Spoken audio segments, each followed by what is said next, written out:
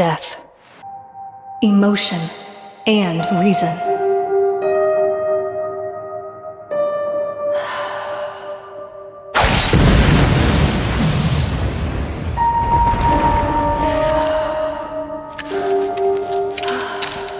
Turn your feelings into strength. Use logic to focus on the goal. Not calmness or passion, but the middle.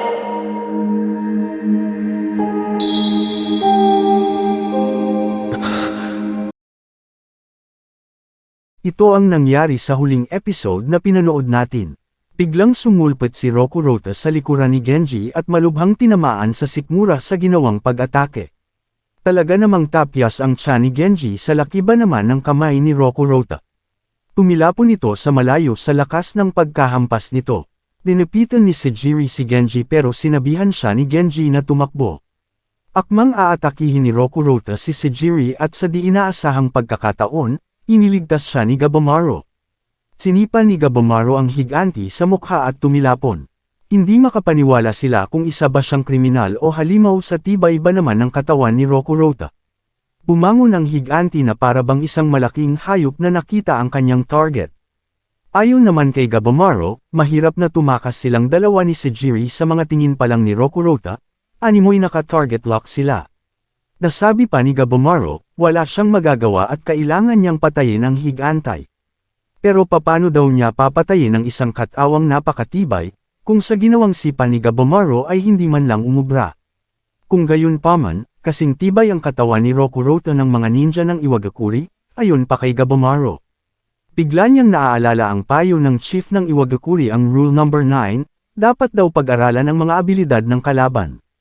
Umaksyon na si Rokurota, binunot ang isang buong puno gamit lamang ng isang kamay.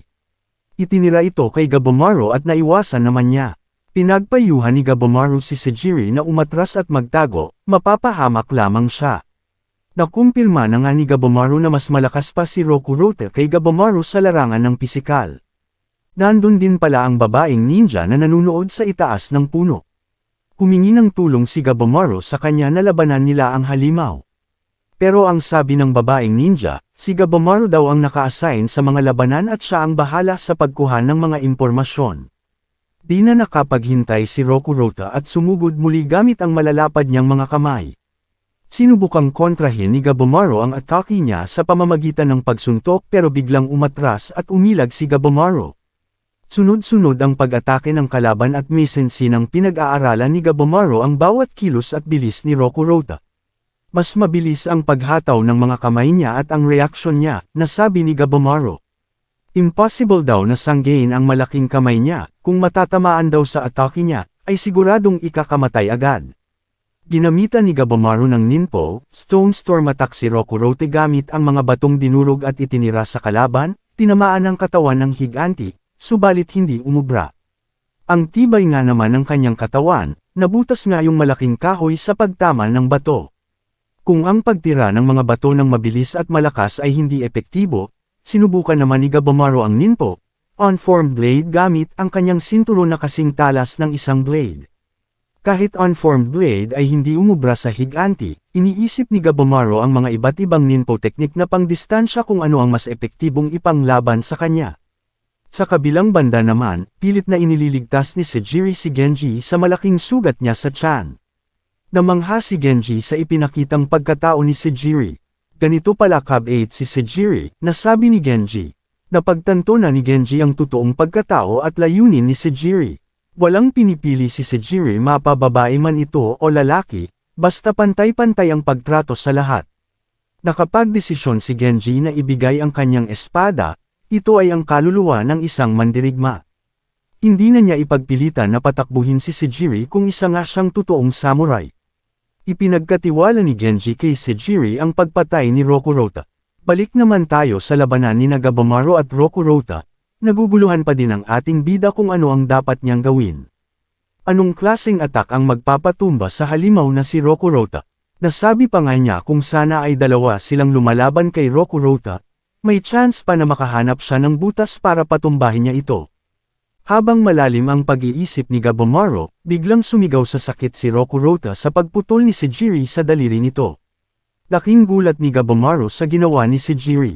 Magandang timing daw at dumating si Sejiri, naghahanap pa naman ng katulong sa laban si Gabomaru. Tumigil na ang pagdurugo ng kamay ni Rokurota, ibig sabihin nun, ang pagtira na ginawa ni Sejiri ay hindi malalim.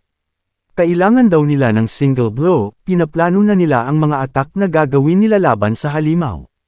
Ang target nila ay ang neck ni Rokurota para sa isang attack lamang ay putol ito. Ang utos ni Gabomaru kay Sejiri ay hiwain ang mga binti ni Rokurota at tuhod para mapaluhod ito. Habang nag-uusap ang dalawa, biglang umatake ang higanti, nagbitaw ng malakas na suntok, sinangga naman ito ni Gabomaru sa pamamagitan ng kanyang pagsipa. Nasabi pa ni Gabomaru na siya ang bahala sa pag-atake. Habang bukas ang depensa ni Rokurota, sinubukang hiwain ni Sejiri ang binti nito, subalit hindi umubra ito. Tumira ang higanti ng mga bato at mukhang nagkaproblema sa binti si Gabomaru. Sinubukang hiwain ni Sejiri sa braso pero ang tibay. Nahihirapan silang mahiwa o putulin ang parte ng katawan ni Rokurota. Para magawa nila ang kanilang plano, kailangan nilang mapayuko si Rokurota para magawa ang single blow attack. Biglang tumunog ng malakas ang sikmura ni Rokurota at umiiyak ng malakas dahil sa sobrang gutom na niya. Inatake niya si Gabomaru at napuruhan niya ito, nailibang patiwarik si Gabomaru sa lupa. Bumangon si Gabomaru at samuka ng madaming dugo at napadapa. Aatakihin na naman niya si Gabomaru habang sumusuka ng dugo, pero nasangga lamang ni Sejiri ang mga suntok niya. Lahat ng mga suntok ni Rokurota ay hindi umubra kay Sejiri. Pinalihis lamang ang lahat ng suntok ni Rokurota gamit ang mga espada. Nasabi pa ni Genji na kung mawala lamang ang pag-aalinlangan ni Sejiri, mas magaling pa ang kanyang abilidad sa paghawak ng espada kumpara sa first-rate samurai. May takot man si Sejiri sa mga halimaw na nasa isla, pero bilang isang beheader, sa harap ng isang kriminal, wala siyang kinatatakutan. Nakumpirma din ni Gabomaru sa unang pagkikita nila ni Sejiri, siya ay malakas. Biglang napatumba si Rokurota at pumunta sa likuran si Sejiri para putulan ito ng leeg pero nakatayo at lumayo si Rokurota sa kanya. May naisip si Gabomaru para panatilihing mapayuko si Rokurota at magawa ang single blow attack para maputol ang ulo nito. Ginamitan na ni Gabomaru ng Ninpo, Stone Storm, Ascetic Blaze Mode si Rokurota. Ito ang combination ng pagtira ng mga nag-aapoy na bato. Sunod-sunod ang pag-atake ni Gabomaru na ginamitan ng apoy. Ang plano pala niya ay sunugin ang mga nakapaligid na mga kahoy. Sa dami ng mga pag-atake na ginawa ni Gabomaru, napasuka ito ng dugo. Gagamitan pala nila ng makakapal na usok para mahirapang makahinga si Rokurota at mapayuko ito. Malalason si Rokurota sa paglanahap ng madaming usok sa paligid gawa na rin ng mga kahoy sa paligid. At yun na nga, napayuko si Rokurota gawa ng pagkalanghap ng madaming usok. Nakapwesto na si Sejiri sa likuran ni Rokurota para puputulan ito ng leeg. Aatakihin sana niya si Sejiri pero nadepensahan naman ito ni Gabomaru. Pinigilan ni Gabomaru ang kamay ni Rokurota gamit ang kanyang bigat para di maka-atake. Sinabihan niya si Sejiri na ito na ang iyong pagkakataong maputulan mo siya ng ulo. Gawin mo na. Nakafocus lamang si Sejiri, ginamitan niya ata ng air breath technique ang kanyang pag-strike para magawa ang single blow attack. At sa wakas, nagawa na nila ang kanilang plano at naputol na ang ulo ng isang malahalimaw na si Rokurota the Giant of Bison. Natapos na ang labanan ni Rokurota at Gabomaru at Sejiri. Sa kabilang banda naman, ang magkapatid na sina Bandit King at ang kanyang kapatid na Asaemon. May nakita silang dalawang babae na naghahalikan sa itaas ng puno. Ano daw ang ginagawa ng mga tao sa kanilang teritoryo? Ano daw ang ginagawa ng mga Soshan na bantay sa kagubatan? Nasabi naman ng Bandit King na mukhang hindi sila mga tao, sila ba daw ay mga halimaw din sa isla, nagalit na ang Tenshin isa sa 7 tagapamahala sa isla. Ang kanyang katawan na babae at boses ay biglang nagpalit sa katawan na panglalaki. Mukhang mapapalaban na ng husto ang magkapatid dahil isa na itong Tenshin mismo ang tagapamahala ng kagubatan. Nasabi naman ni Gabomaru na hindi siya nababahala kung may mga hermits pa ding nakatira sa islang ito. Ang kanyang ikinababahala kung ang mga nakatira dito ba ay kakampi o kalaban. Biglang may lumitaw na isang batang babae na nakatago sa isang puno, pinagmamasdan ng batang sina Gabomaru. Habang nakatanaw lamang ang isang batang babae sa likuran ni Gabomaru, nakaramdam si Gabomaru sa presensya ng batang babae at hinabol ito. Nahuli niya ang bata at nagulat siya na isa nga ba itong batang babae na nakatira sa mainland o halimaw din ba ito. Bigla namang may umatake kay Gabomaru at iniligtas ang batang babae. Hindi nila alam kung ito ba buhay na bonsai o halimaw din. Tumakbo ang batang babae papalayo sa kanila at hinabol ni Gabomaru.